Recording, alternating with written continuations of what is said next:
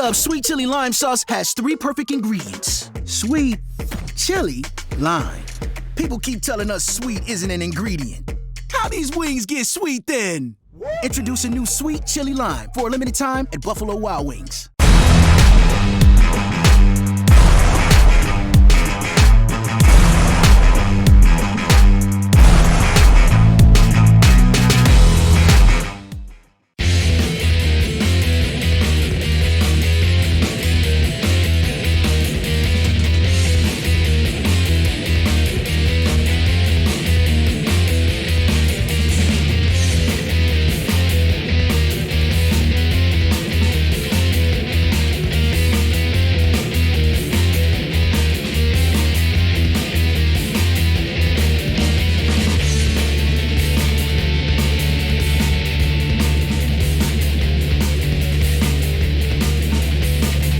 Here by Alexi Lalas, a Michigan native who played soccer here for Cranbrook High School here back in the 80s. But we'll not talk about the past too much. But Alexi, first off, thank you for joining us here on the Michigan Soccer Network. Well, thank you for having me. It's a wonderful privilege and an honor. I know all the good work that you do for Michigan soccer, and obviously I am a product of that, and an incredibly proud product of that. It shaped me in terms of who I am as a soccer player, certainly, but also my time in Michigan growing up shaped me as a person. So I was just telling you off air that my wife and I just went back to our 35th high school reunion back there at Cranbrook. It seems like yesterday that I was running around there down on the soccer fields, and it was fun to get back.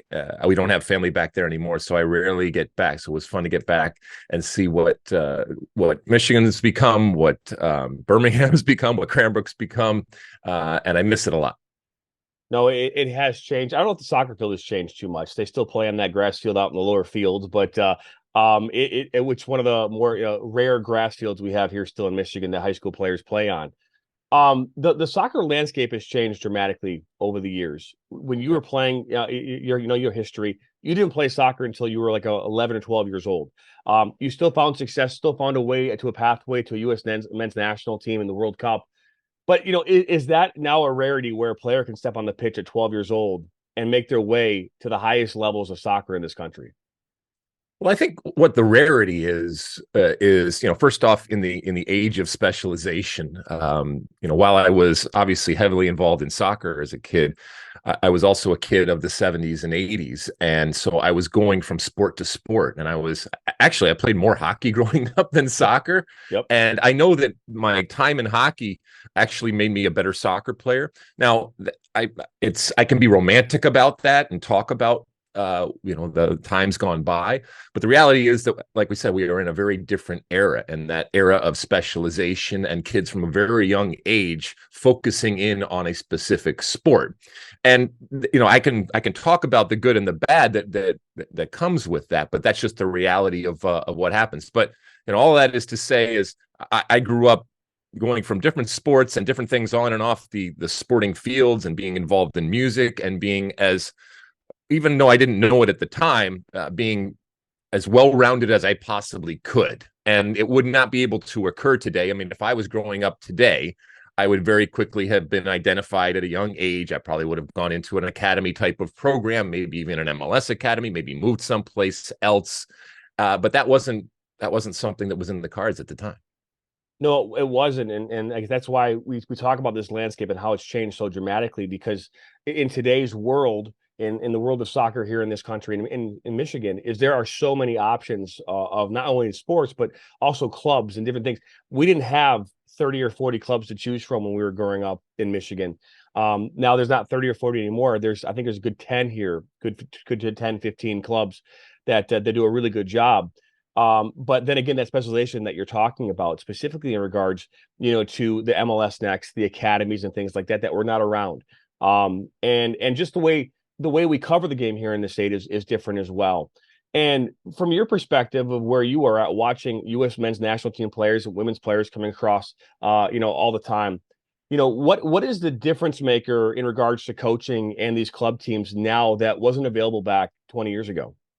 So first off, I think it's important to be reminded that there are still some things that are constants, right? I mean, I grew up while I was playing multiple sports, when I was involved in soccer, it was still at times from a young age, mom and dad coaching and orange peels and juice boxes at halftime. And then I kind of graduated to travel teams and doing all those different things. And I still, to this day, some of my best friends in life are guys that I met playing soccer. Soccer introduced me. It gave me an ability to socialize and to have these experiences. And yes, it was through soccer, but it was so much more than soccer.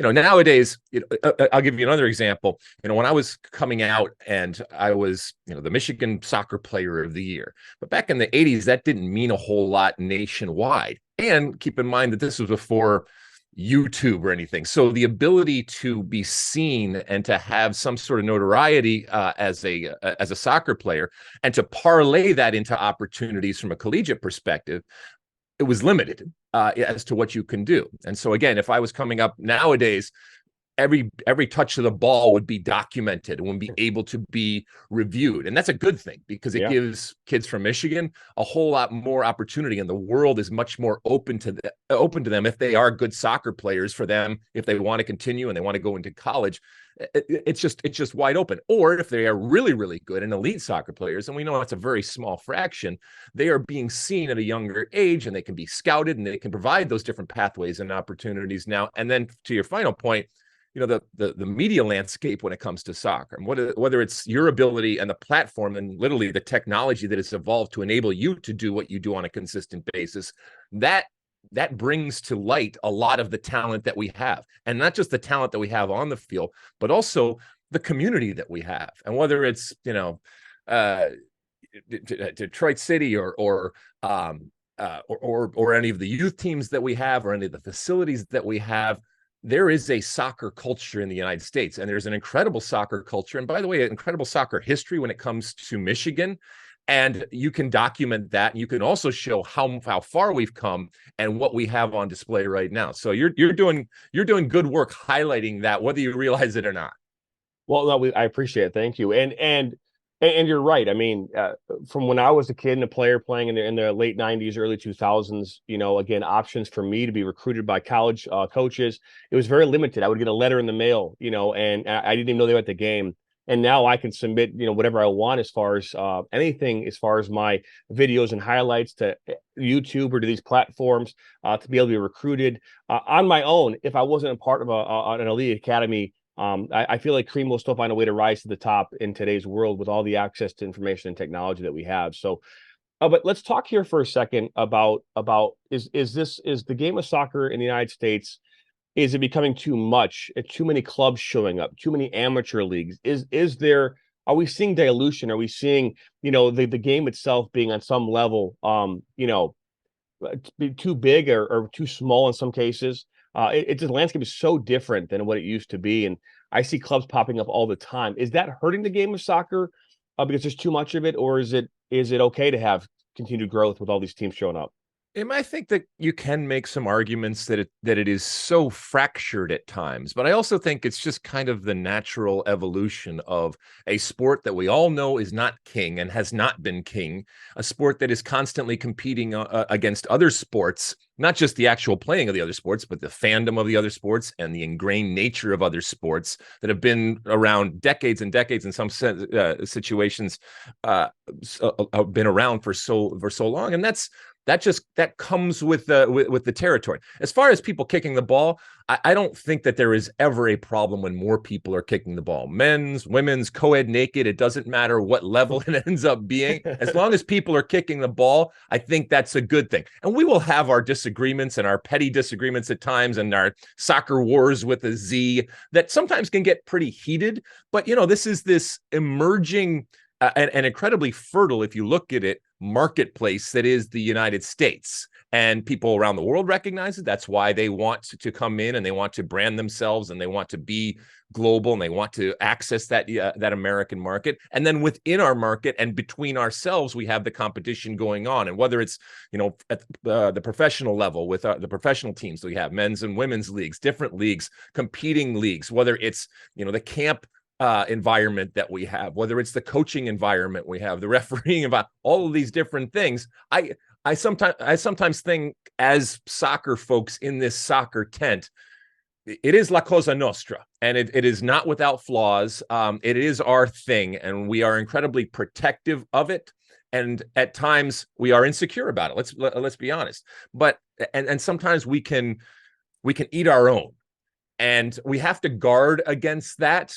But I think, to your point, we also have to be aware that the things that we can do can have incredible impact. It can have an incredible direct impact on an individual player, or it can have incredible impact on the evolution and the progress of the game. And we don't ever want to be involved in something that is stunting it. But we all have different ideas about how to get to that promised land. We all want to get there, Yeah. but how do we get to that promised land? There's going to be a bunch of different pathways and a bunch of different ideas as to how to do it. And I think they can all coexist. No, and I don't disagree with that. It's just when we look at it here in Michigan specifically, we see a lot of teams, clubs, teams, leagues popping up out of just everywhere, and it almost feels like there's just so much going on that it's hard for these teams to really do what they want to do, what they set out to do, which is to be a community-based a team that can help grow their community, get community involvement. And it's hard to do that when you have 17 teams all within, a 45-mile radius. And that's the part that as a fan of soccer, I sometimes concerns me, because it's hard to grow a sport if there's so many things going on with just in a small area. And it can cannibalize others. And I totally get that. But it also, it is maybe, the ultimate American experiment in, the competitive nature and the market and the marketplace for this idea that is soccer. And they wouldn't be cropping up if they didn't recognize that there's gold in them there American soccer hills. And they absolutely is. And whether it's the people that are playing the game at all ages, by the way, it's not just about kids, at all ages. And now we have multiple generations that are kind of soccer families and just look at soccer as any other sport on their landscape. So it's the people that are playing the game. It's the people that are consuming the game from a fan base and the supporters culture that exists. It's even the lifestyle of soccer. And you know as well as I do that that's kind of been around for a while. Soccer for a long time in America was kind of underground and niche. It's no longer. It's above ground. It's discerning. It's passionate. But also, to your point, for many generations now, soccer people that's how we've kind of defined ourselves, and we've pumped out our chest and says, yeah, we're soccer people, and we've looked at life, we've looked at the world through the lens of soccer, and the way that we talk, the way that hell, even the way that we dress at times says soccer, and we wear it as almost a badge of honor. And what sometimes, and this gets back to your other point, sometimes what scares me and irritates me when I say we eat our own is that we can never get to the point where we are being exclusive or exclusionary. We want as many people into the soccer tent as possible. And it's worrisome when I see, and you might see it at times too, any type of gatekeeping. We can't afford to do that. Look, we are in an incredible moment right now. 3 years before the World Cup is coming back to the U.S., the Men's World Cup. It's going to be awesome. We can use that and harness that ability. And we want to make sure that when that happens, all these people, and many of them that maybe have never seen soccer, have an entree into that tent. They're not all going to stay there, but some of them will be. And we just got to make sure that we are as welcoming as possible, even with all the infighting that at times that we do. And it's kind of like a family, right? We fight amongst ourselves, but as soon as someone from the outside comes in, then everyone kind of bands together and says, oh hell no, we can fight amongst ourselves and we can call each other names, but if you're coming in from the outside, then it is this band of soccer brothers and sisters. Yeah, no, I couldn't agree with you more. But so my next question, and as we talked about the landscape and talked about everything, obviously, you played for the U.S. men's national team, you played, professionally. You're now a broadcaster, right? Just like I do on some level, right? Thinking about that, have you ever taken a moment, or do you remember when you were a player, taking that moment and just taking a look and going, "Wow, man, look what I'm doing," and remembering what that experience was like for you as a player? Yeah, I mean, you mean take a moment to look at how far I've come, or just and enjoying the moment, because I feel like in today's world, with all the things that are these distractions and all the cameras that are in players' faces. Like I just talked to a player yesterday who played in the MLS Next semifinals of the Cup here last week in Texas, and did you have a chance to take in what you just did, like what you just experienced as a player, and it's hard for, I think, players and even broadcasters maybe to remember, like, hey, you were in Qatar here just this past summer, Right. taking that moment in and experiencing and going, wow, look what's going on here. Look what I'm doing, you know? Yeah. I'm going to get to your point here, but I'm going to start at, when young boys and girls in the United States, whether it's in Michigan or any place else, wake up we're recording this on Friday, June 30th, 2023, right? Yep. When they wake up into the American soccer world that exists right now, it's night and day from when I was growing up. And even when you were growing up, we love to kick ourselves for what we haven't done, but we also have to pat ourselves on the back for how far we have come. And the landscape in which they are growing up in, like I said, it's just light years ahead in terms of the resources, in terms of the opportunity. And maybe, I'm 53 years old. I've been around. I've seen a lot, both on and off the field. And maybe over time you develop some, to your point, some perspective and I would hope some appreciation and respect that I do have for how far we have come. And the fact that those boys and girls are waking up and they have no idea of the challenges and the wild west that soccer used to be and the difficulties on and off the field that we have gone through, that to me is a badge of honor. That to me makes me proud. I don't want them to know. I don't want them to. They certainly don't have to acknowledge and or apologize or thank anybody, right? This is what you want. It's what you want for your kids. You want to give them a better opportunity, a better world. You want them to stand on your shoulders and then have others going forward and, pass it on and do all that kind of stuff. And in that sense, that I do take time either individually or when I am with other folks and maybe some younger folks at time to, give them that perspective and say, we are living in wonderful soccer times. And it's because of a lot of hard work from a lot of men and women, most of whom we will never, ever know their names. And most of them, to your point, aren't done in front of the camera. They're not done in World Cup stages. They're done day in and day out.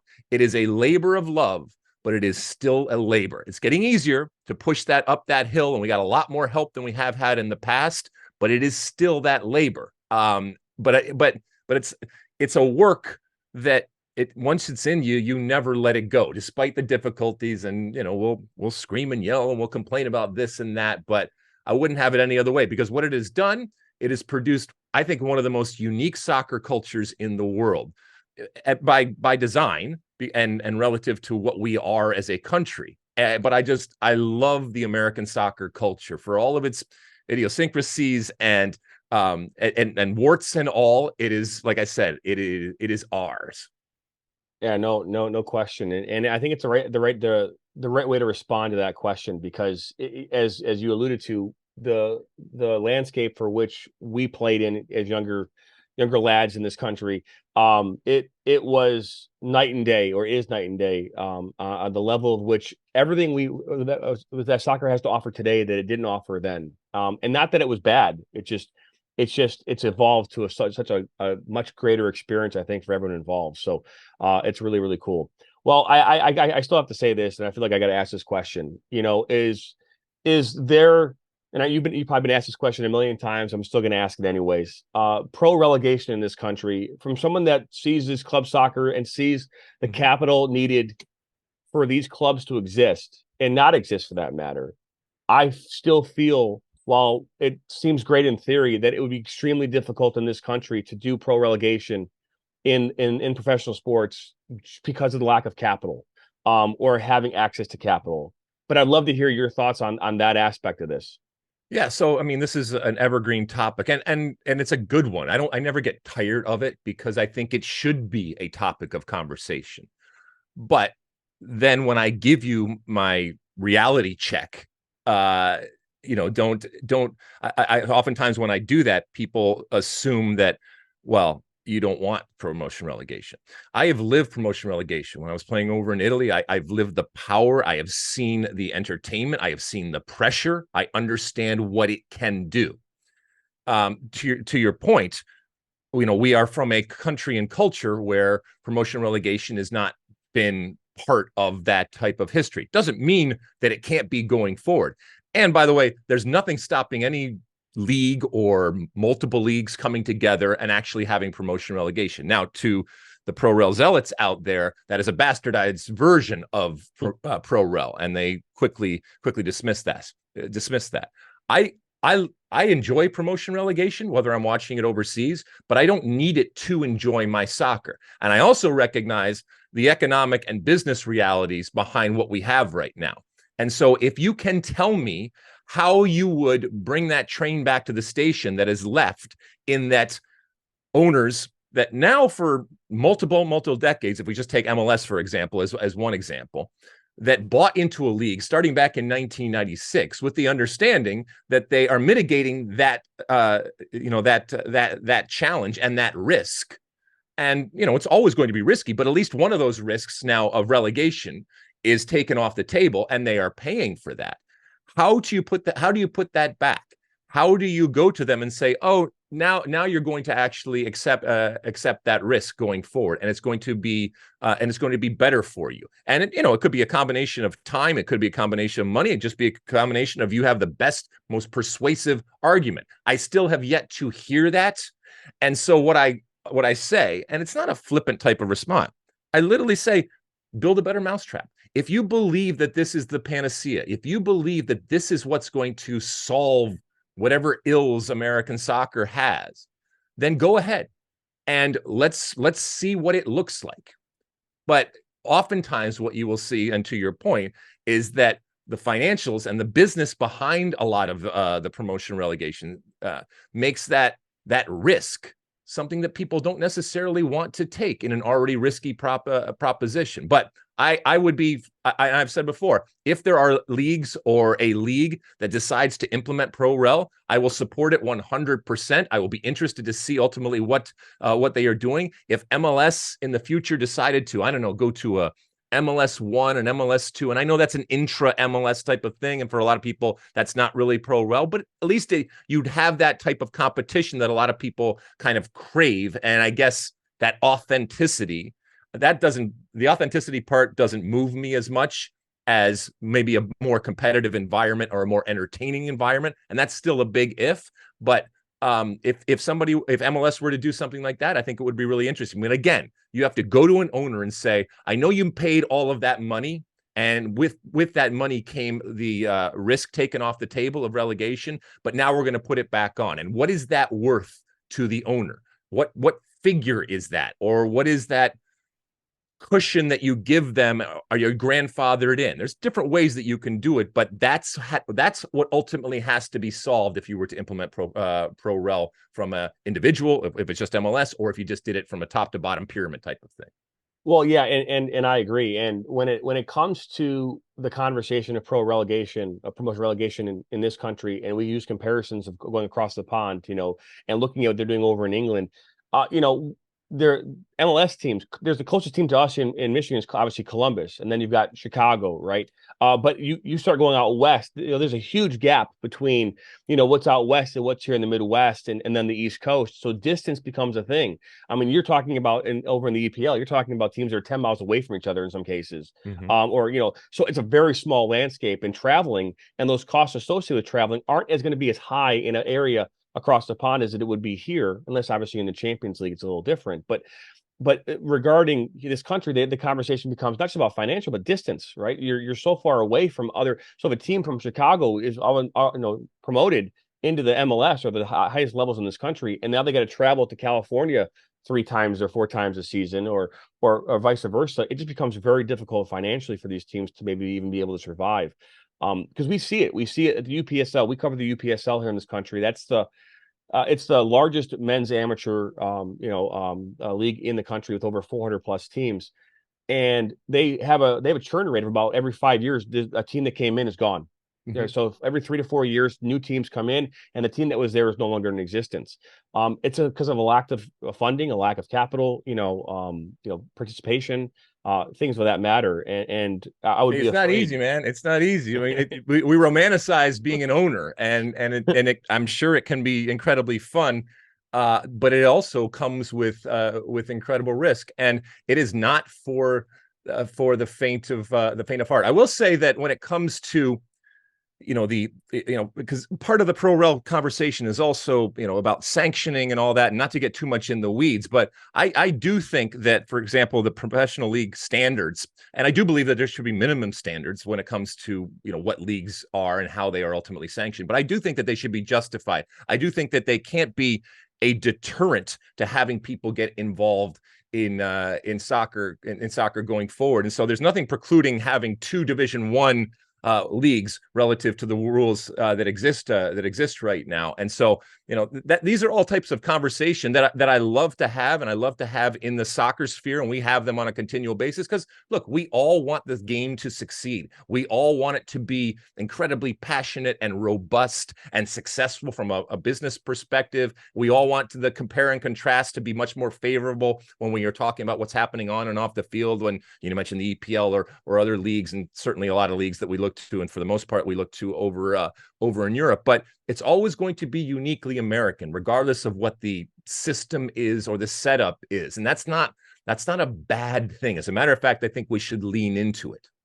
No, and that's a great point, because we should not be something that we are not, and because we are vastly different than every other country in the world, and we should do what we do best, which is be unique, as you alluded to. The U.S. men's national team, when women get underway here just in about a month or so, less than a month in the World Cup, and they've obviously been very dominant over the years. Obviously, another favorite to possibly win the World Cup here again this summer. The men's national team, they had I would say semi-successful run at the World Cup here this past summer. Looking ahead here 3 years from now, a lot of people I talk to in the soccer community still think the U.S. men's national team is a long time away from winning a World Cup. And, obviously the ball can bounce your way. You can have some luck along the way, but just the level of talent, top to bottom, from the teams like Argentina that just won here last year. I asked this question: if you took our best 11, and which one of our best 11 would have started on Argentina in that World Cup match? Yeah, I mean, look, it's hard. I mean, not even Argentina. How about just which one of our 11 would have started on the Dutch team? That ultimately we bombed out against, and we picked the worst moment to play our worst game. Correct. And that doesn't, you get welcome to life, right? You get judged ultimately from a national team perspective, usually on what happens in the World Cup. And to your point, while I think it was ultimately successful, there was some meat left on the bone, and I think that's what irks many, and I think rightfully and fairly so. But when you talk about, for example, I'm leaving in less than 2 weeks for Australia, and we're going to cover with Fox yet another World Cup. I can't wait. I love what I do. Like I said, it doesn't matter, men's, women's, co-ed, naked. I will be there if people are kicking a ball. And if it's done in a World Cup capacity, I am there. And to your point, our women's team going for an unprecedented third World Cup in a row, never been done, men's or women's. And they just continue to be badasses. And the reason why their voices are heard, and why they are heard both on and off the field, and why they have this platform, is because they are incredibly good on the soccer field, and the pressure that comes with that. And when they step on the field here in the next few weeks, we are going to expect them to win every single game and to win yet another World Cup. And anything less, I think, will be looked at as a failure. And that comes with being so good. On the other side, you have, like you said, the men. But we're coming into 2026, and the talent that we have, that, let's be honest, was, still kind of forming even through this past World Cup. Over this next 3 years, a lot of these players that, some of them are even still in their teens, are going to come into that early 20 type of age, where they have incredible experience, some actually having played in a World Cup, but they're also young enough where they have the physical part of it, and they've all kind of grown up together. And so I think that bodes well for the future. The other day I was talking to David Mossy, who I do the State of the Union podcast with, and you should check that out on Fox. And one of our listeners sent in a question asking, what team not from CONMEBOL or from UEFA would you predict to win the World Cup? And both of us scratched our heads. And, there's African teams that have done really well in past men's World Cups. But when we came right down to it, given the incredible explosion and the evolution and the progress and the strength and depth of soccer, it really comes down to the U.S., because you can't talk about Mexico. Some of the other ones were, Japan and these types of teams. And obviously over in Africa, we talk about the Nigerias. But it really came down to it. Both of us and we were almost surprised at how quickly and ultimately it came to, well, it's the US. And that's not just me talking through, through America and, seeing things through my red, white, and blue colored glasses. That's just looking at how quickly and extrapolating it out we have gotten to where we are. We still got a long way to go, to your point. And no matter what, doesn't matter who you are, even Argentina, you need a little bit of help from the soccer gods. But 2026 is a great opportunity. So yes, I would love for the US men to win the World Cup in 2026. By the way, that doesn't automatically change everything for us forever. No, that's a hell of a shot to be able to put in to the soccer arm, if you will, and certainly boost things going forward. And I would love to be able to, in my lifetime, see something like that happen. I as well. It would be nothing more outside the Lions maybe winning something here in Michigan, but so I think the U.S. men's national team have a better chance than the Lions do long term. But so my final question: we do this with all of our guests. Sure. We during our broadcast we talk a lot about food. It's one of our things. So if today, Alexi, was your last day on Earth, what would be your go-to meal? Oh man. Well, first off, I have so I'm gonna take it just to, okay. So my go-to meal would probably be something like, I love mozzarella. So there would be some kind of a caprese type of salad, probably. I'm a big sushi guy. And by the way, I grew up in Michigan. I never had sushi. I didn't even know it existed growing up in Michigan. But now, I'm out here in LA and I've, traveled around to different places, and I love it. So it would probably be some sort of sushi. But I will tell you this, and this is my Michigan roots showing. Whenever anybody asks me what's the best pizza, I automatically default to Little Caesars. Oh. And it just blows people's minds sometimes. But I will stipulate this.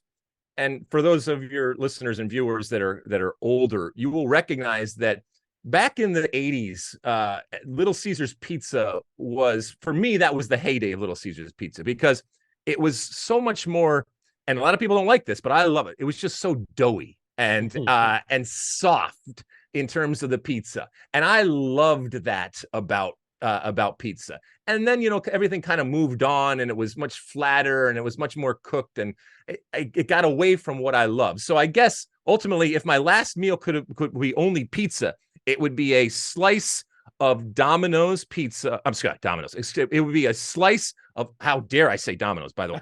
It would be a slice of Little Caesars pizza, but era 1986-ish or something like that. And then maybe a Slurpee to go with that. And then I would be fine, and I could go off and meet my maker.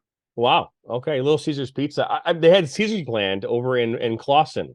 They had like a little Caesars Land that you could go and get, the pizza, and obviously play like Chuck E. Cheese back in the day. I don't know if you remember. Oh yeah. Those. Oh yeah. And obviously their involvement with soccer. I mean, but what just to give you an idea of how old I am. When I was growing up, I was playing for the Birmingham Blazers. This is even before like Vardar even existed, or those types of things that now are kind of ubiquitous, and all these different the camps. Like you said, I grew up going to the lower fields up there at Cranbrook. I would go and play at Schoolcraft College.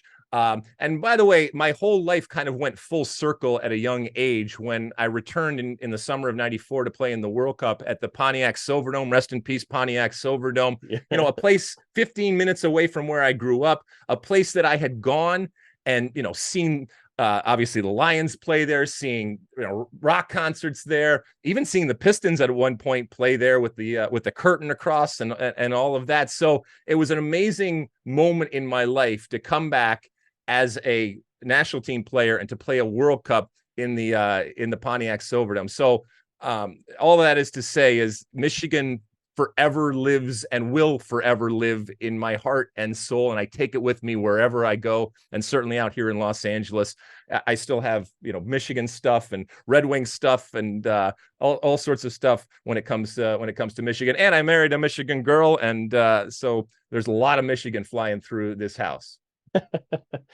Well, that is a great way to end this. And my last question is always about the sweet tooth, because we all have one.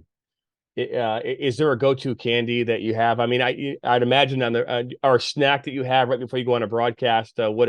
What would that be? I'm notorious for Twizzlers. No, Yeah, red. the original, not like the black licorice ones, or Not black, no red. yeah. I've started eating more black licorice. I don't know.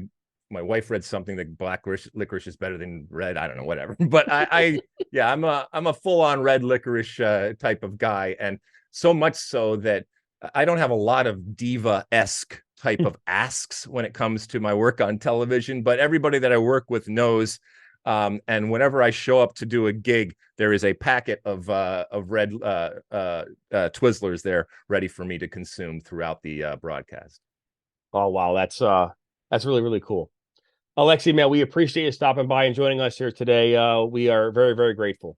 Oh, listen, you like I said before, you know, you're doing a great thing, and I know it's a labor of love too for you. But a lot of us that kicked the ball in you know, in the capacity that I did, we get a lot of attention and a lot of credit. But the reality is, it's all of the men and women, like I said, that are just constantly out there day in and day out, the blocking and tackling and the pushing the ball up the hill and all the kind of things that we talk about. But it means something. And you are spreading the gospel, if you will, and it's worth it. And so, thank you for everything that you are doing, not just for Michigan, but for soccer. Oh, I appreciate it. Thank you very much.